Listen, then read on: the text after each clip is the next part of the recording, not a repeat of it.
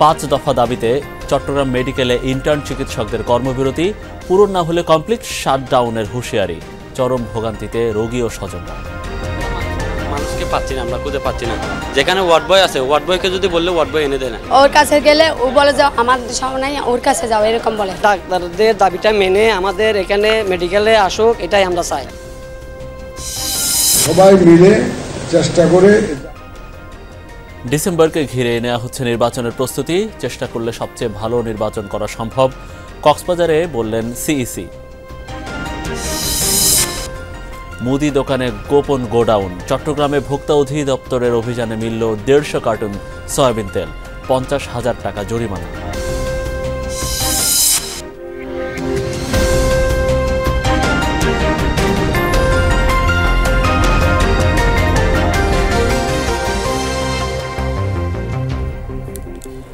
দর্শক, আপনারা এতক্ষণ শিরোনামগুলো দেখছিলেন, আপনাদের সঙ্গে আছি আমি মনিরুল ইসলাম। এবারে বিস্তারিত খবর। 5 দফা দাবিতে দিনভর চট্টগ্রাম মেডিকেল কলেজ হাসপাতালে কর্মবিরতি পালন করেছেন ইন্টার্ন চিকিৎসকরা। দাবি না মানলে কমপ্লিট শাটডাউনের হুঁশিয়ারি দেন তারা।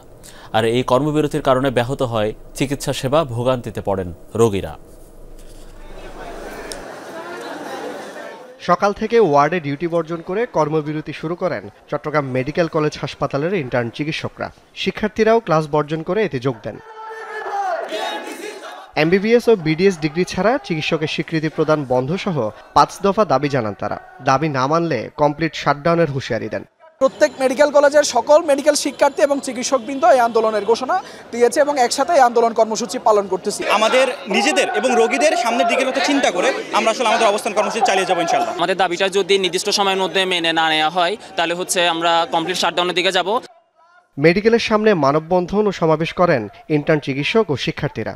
তাদের দাবি ম্যাটস, ডিএমএফ সহ কেউ চিকিৎসক লিখতে পারবে না। চিকিৎসকদের চাকরিতে ঢোকার বয়স 32 থেকে বাড়ানোরও দাবি জানান তারা। বিএমডিসি কিভাবে স্বীকৃতি দেয় ডিএমএফদেরকে 6 মাসে যে তারা ডাক্তার লিখবে নামের আগে? চিকিৎসক সুরক্ষা আইন প্রণয়ন করে যাতে আমাদের উপরে এ ধরনের নির্যাতন যাতে কোনোভাবে না হয়। এটা নিয়ে স্বাস্থ্য মন্ত্রণালয় কোনো দৃশ্যমান কোনো পদক্ষেপই নিচ্ছে না। চমেক হাসপাতালে প্রায় 180 জন ইন্টার্ন চিকিৎসক পালাবদল করে মূল চিকিৎসকদের সঙ্গে স্বাস্থ্যসেবা দেন। তাদের কর্মবিরতির কারণে প্রতিটি ওয়ার্ডে রোগীরা ভোগান্তিতে পড়েন। ওরা মানুষকে পাচ্ছি না, আমরা খুঁজে পাচ্ছি না। যেখানে ওয়ার্ড বয় আছে, ওয়ার্ড বয়কে যদি বললে ওয়ার্ড বয় এনে দেয় না। ডাকতে গেলে একবার আসলে আরেকবার আসে না, বলে যে ওদের কাছে যাও। ওর কাছে গেলে ও বলে যাও আমার সামনে ওর কাছে যাও, এরকম বলে। ডাক্তারদের দাবিটা মেনে আমাদের এখানে মেডিকেলে আসুক, এটাই আমরা চাই। তবে রোগীদের দুর্ভোগ কমাতে নানা পদক্ষেপের কথা জানায় হাসপাতাল কর্তৃপক্ষ। আইএমও, মেডিকেল অফিসার, তারপর পোস্ট গ্রাজুয়েট স্টুডেন্ট, তারপর হচ্ছে রেসিডেন্টস, নন রেসিডেন্টস, তারপর হচ্ছে আমার প্রফেসর, আমি এদেরকে দিয়ে আমার হাসপাতাল মোটামুটি আমি চালিয়ে নিয়ে যাচ্ছি। ইনস্ট্রাকশন দিয়ে দিয়েছি, অফিস আদেশ দিয়ে দিয়েছি, একটা সার্কুলার করে দিয়েছি, তারা যেন ওয়ার্ড ওয়ার্ডে হাজির থাকে। জুবাইর ইবনে শাহাদাত, যমুনা নিউজ, চট্টগ্রাম। দর্শক, আমরা একটু সরাসরি চট্টগ্রাম মেডিকেলে যেতে চাই। আমাদের সহকর্মী মামুনুর রশিদ অভি জানাবেন সেখান থেকে সরাসরি। অভি, একটু জানতে চাই যে কিছুদিন পর পর এমন ভোগান্তি, আন্দোলন, এই কর্মসূচি আসলে রোগী স্বজনরা কি বলছেন? এখনো আসলে এই ভোগান্তিটা এখনো বলবৎ কিনা? মনির, এখন পর্যন্ত কিন্তু ভোগান্তির কথা বলছিলেন, সেই ভোগান্তি এখন পর্যন্ত বলবৎ রয়েছে এবং মানুষজন যারা রোগী রয়েছেন, রোগীর স্বজনরা রয়েছেন, তারা কিন্তু আপনি যেমনটি বলছিলেন যে কিছুদিন পর পর এই যে তাদের বিভিন্ন দাবি নিয়ে তারা আসলে রোগীদেরকে বিপাকে ফেলেন, সেই বিষয়টি নিয়ে অসন্তোষ প্রকাশ করেছেন রোগী এবং তাদের স্বজনরা। তারা বলছিলেন যে সকাল থেকে যে সমস্ত রোগীরা বিভিন্ন দূর দূরান্ত থেকে এসেছেন, একেবারে চট্টগ্রামের যে সমস্ত প্রায় 15-16টি উপজেলা রয়েছে, সেই উপজেলাগুলো থেকে মানুষজন এসেছেন। এছাড়াও আপনি যদি বলেন কক্সবাজার, ফেনী, চাঁদপুর সহ যে সমস্ত এলাকাগুলো রয়েছে, সেই জেলাগুলো থেকেও কিন্তু এই চট্টগ্রাম হাসপাতালে রোগীরা এসে থাকেন একটু ভালো চিকিৎসা সেবার আশায়, এবং এই সেবার বদলে তাদেরকে সকাল থেকে বিভিন্ন ধরনের ভোগান্তি পোহাতে হয়েছে। এবং এই চট্টগ্রাম মেডিকেল কলেজ হাসপাতাল কিন্তু লাখো মানুষের ভরসাস্থল বলা যায়, কারণ বিভিন্ন সমস্যা নিয়ে কিন্তু মানুষজন এই হাসপাতালটিতে আসেন, ভর্তি হন এবং ভর্তির পরবর্তী সময়ে দেখা গেছে যে ইন্টার্ন চিকিৎসকরা না থাকার থাকার কারণে তাদেরকে যে বিভিন্ন সমস্যার সম্মুখীনের মধ্য দিয়ে আজকে সকাল থেকে পোহাতে হয়েছে সেটি একেবারেই তারা খুবই একদম অনেক বেশি ক্ষোভ প্রকাশ করছিলেন। বলছিলেন যে বিভিন্ন সমস্যা নিয়ে আসার পরও তারা আসলে প্রপার যে চিকিৎসাটা সেটা তারা পাচ্ছেন না, এবং সেই চিকিৎসা সেবাটুকু না পাওয়ার কারণে অনেক রোগীরা এবং স্বজনরা কিন্তু তাদেরকে অভিযোগ করতে সকাল থেকে আমরা দেখেছি। এবং তাদের যে প্রধানতম দাবি সেটি হচ্ছে যে ইন্টার্ন চিকিৎসক যারা রয়েছেন তাদের যে কমপ্লেক্স শাটডাউন রয়েছে সেই শাটডাউনের কারণে মানুষজন একেবারে ভোগান্তিতে পোহাতে হচ্ছে। এবং আমরা দেখেছি হাসপাতালের বাইরে কিন্তু অসংখ্য রোগীর স্বজনরা তারা আসলে অপেক্ষা করছেন এবং এই যে কমপ্লিট শাটডাউন সেটি কখন শেষ হবে এবং তারা কখন তাদের কাজে ফিরে যাবেন, এবং যারা স্বজনরা রয়েছেন রোগীরা রয়েছেন তাদের আশা খুব দ্রুত সময়ের মধ্যে সেই সমস্যা যেন নিরসন হয় এবং তারা যেন তাদের কাঙ্ক্ষিত চিকিৎসা সেবাটুকু পায়। অনেক অনেক ধন্যবাদ। মামুনুর রশিদ অভি জানাচ্ছিলেন চট্টগ্রাম থেকে। সম্পূর্ণ ভোটার তালিকা হালনাগাদের কাজ শেষ করতে জুন মাস পর্যন্ত লাগতে পারে। সবাই মিলে চেষ্টা করলে ৯১-৯৬-এর মতো ভালো নির্বাচন করা সম্ভব, এমনটাই জানিয়েছেন প্রধান নির্বাচন কমিশনার AMM নাসির উদ্দিন। দুপুরে কক্সবাজার জেলা প্রশাসকের কার্যালয়ে ভোটার তালিকা হালনাগাদ নিয়ে মতবিনিময় সভায় তিনি আরও বলেন, চলতি বছরের ডিসেম্বরকে ঘিরে নেওয়া হচ্ছে নির্বাচনের সকল প্রস্তুতি। জানান, গত ১০ থেকে ১৫ বছরে নির্বাচনের দায়িত্ব পালনের সময় রাজনৈতিক প্রভাব বিস্তার করা হয়েছে, তবে এবার আর সেই সুযোগ নেই। নির্বাচনের দায়িত্ব পালনকালে সব কর্মকর্তায় ১৬ আনা আইন প্রয়োগ করবেন।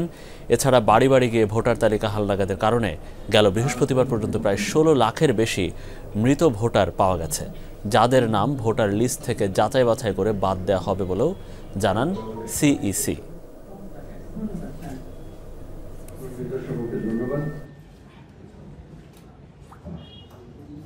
সবাই মিলে চেষ্টা করে জাতিকে সেই ৯১-৯৬-২০০১-এর মতো একটা ইলেকশন আমরা জাতিকে উপহার দিতে চাই। মিনিমাম রিফর্ম ডিসেম্বর 2025, আর যদি বড় ধরনের রিফর্ম করতে হয় তাহলে জুন নেক্সট ইয়ার 26।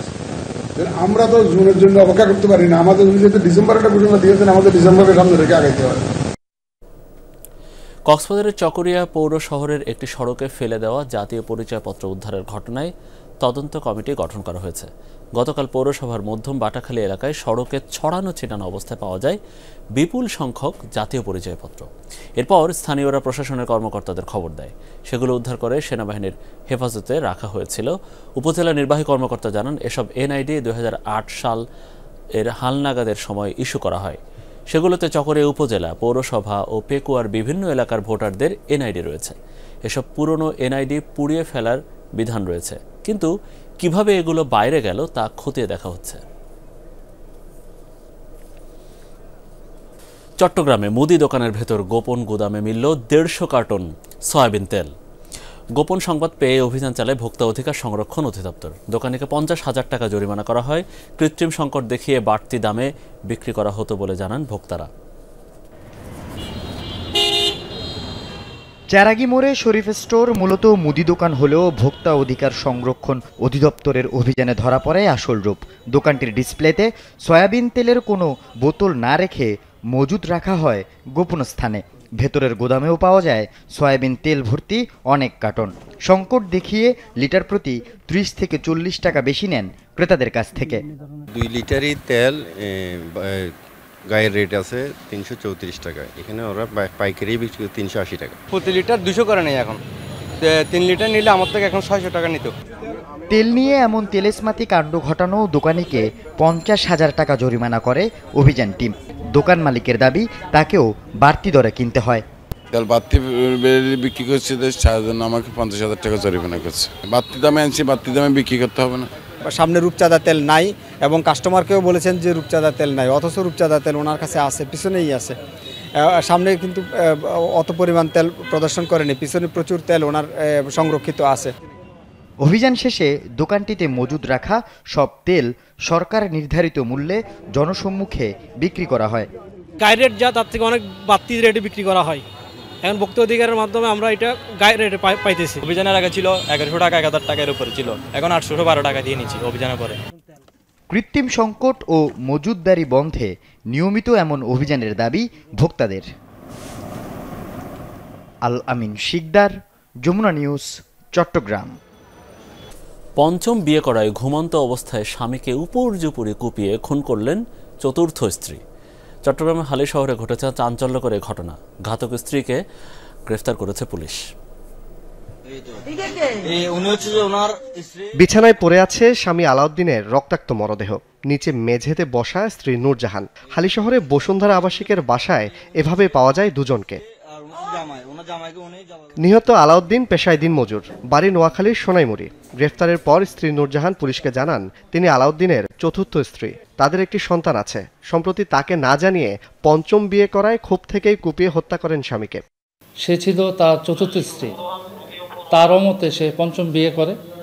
এই পঞ্চম বিয়েকে কেন্দ্র করে তাদের মধ্যে কথা কাটাকাটি এক পর্যায়ে তারা দুইজনেই বাসায় ছিলেন, একসাথে ঘুমিয়ে পড়েন। রাতের বেলা দা দিয়ে তার স্বামীকে ঘাড়ে 3টি কোপ এবং হাতে কোপ দিয়ে মোট 5টি জখম করে। মধ্যরাতে আলাউদ্দিনের চিৎকার শুনে প্রতিবেশীরা ছুটে গিয়ে পরে পুলিশকে খবর দেন। তুই চলে গেলে জায়গা, তোকে আমি রাখবো না। সে কথা বলার সাথে সাথে ওর কি বলে ঘেড়ি বেড়ায় বলে কোপ মারে, দাঁড়িয়ে এলোপাতারও কোপাইছে। কোপানোর পরে অজ্ঞান হয়ে গেছে। যখন ওর হাজবেন্ড ঘুমাইছে তখন ও ধামা নিয়ে এখানে যখন কোপ দিল তখন উনি নাকি পড়ে গেছে। পড়ে যাওয়া অবস্থায় ওনাকে আর উঠতে দেয় নাই। এই অবস্থায় মানে আরও 3-4টা কোপ মারছে। নিহতের মরদেহ ময়নাতদন্তের জন্য মর্গে পাঠিয়েছে পুলিশ। থানায় মামলা করেছেন তার ভাই। জুবাইদ ইবনে শাহাদাত, যমুনা নিউজ, চট্টগ্রাম। নিত্য প্রয়োজনীয় পণ্যের মূল্য বৃদ্ধি সহনীয় পর্যায়ে রাখা, আইনশৃঙ্খলা পরিস্থিতির উন্নতি ও দ্রুত নির্বাচনী রোডম্যাপ ঘোষণার দাবিতে বান্দরবানে সমাবেশ করেছে জেলা বিএনপি। দুপুরে শহরের রাজার মাঠে এ সমাবেশ অনুষ্ঠিত হয়। জেলা বিএনপির আহ্বায়ক সাচিন প্রুজেরির সভাপতিত্বে সমাবেশে প্রধান অতিথি ছিলেন দলের যুগ্ম মহাসচিব হাবিবুন নবী খান সোহেল। সমাবেশে রাষ্ট্রের পতিত ফ্যাসিবাদের নানা চক্রান্তের অপচেষ্টা মোকাবেলা সহ বিভিন্ন জনদাবি তুলে ধরেন বক্তারা। এতে জেলার 7 উপজেলা থেকে পাহাড়ি বাঙালি বিভিন্ন জাতিগোষ্ঠীর বিপুল সংখ্যক মানুষ অংশ নেন। বৈষম্যহীন সমাজ প্রতিষ্ঠায় নৈতিক শিক্ষার উপর জোর দেওয়ার বিকল্প নেই বলে মন্তব্য করেছেন Chittagong mayor doctor Shahadat Hossain. Chittagong press club মিলনায়তনে শিক্ষক সমাবেশে মন্তব্য করেন তিনি। নতুন প্রজন্মকে আগামীর যোগ্য নাগরিক হিসেবে গড়ে তুলতে শিক্ষক ও অভিভাবকদের ভূমিকা তুলে ধরেন মেয়র। সৈয়দ জিয়াউল হক মাইজ ভান্ডারি ট্রাস্টের উদ্যোগে 11তম শিক্ষক সমাবেশে শিক্ষার গুণগত মান উন্নয়ন এবং ছাত্র শিক্ষক সম্পর্ক শীর্ষক মূল প্রবন্ধ উপস্থাপন করেন অধ্যক্ষ জসিম উদ্দিন।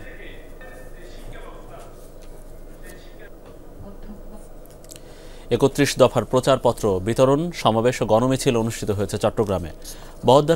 বহদ্দারহাটে সমাবেশের প্রধান অতিথি ছিলেন মহানগর বিএনপির আহ্বায়ক কমিটির সদস্য আনোয়ার হোসেন লিপু। সমাবেশ শেষে মহানগর যুবদলের সাবেক সহসভাপতি ম হামিদের নেতৃত্বে লিফলেট বিতরণ করা হয়। পরে গণমিছিল অনুষ্ঠিত হয়। মিছিলটি বহদ্দারহাট থেকে শুরু হয়ে আশপাশের সড়ক প্রদক্ষিণ করে।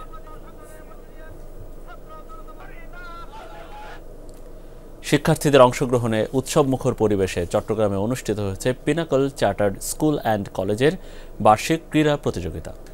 হিল ভিউ ফরেস্ট একাডেমি মাঠে শিক্ষার্থীরা 3টি হাউসে বিভক্ত হয়ে একাধিক ইভেন্টে অংশ নেয়। প্রতিযোগিতা উদ্বোধন করেন চট্টগ্রাম বিশ্ববিদ্যালয়ের উপাচার্য ডক্টর কামাল উদ্দিন। পড়ালেখার পাশাপাশি শিক্ষার্থীদের ক্রীড়া চর্চার তাগিদ দেন তিনি। পরে সমাপনী অনুষ্ঠানে প্রতিযোগিতায় বিজয়ীদের পুরস্কৃত করা হয়। এ সময় স্কুলটির পরিচালনা পর্ষদ ও শিক্ষকরা উপস্থিত ছিলেন।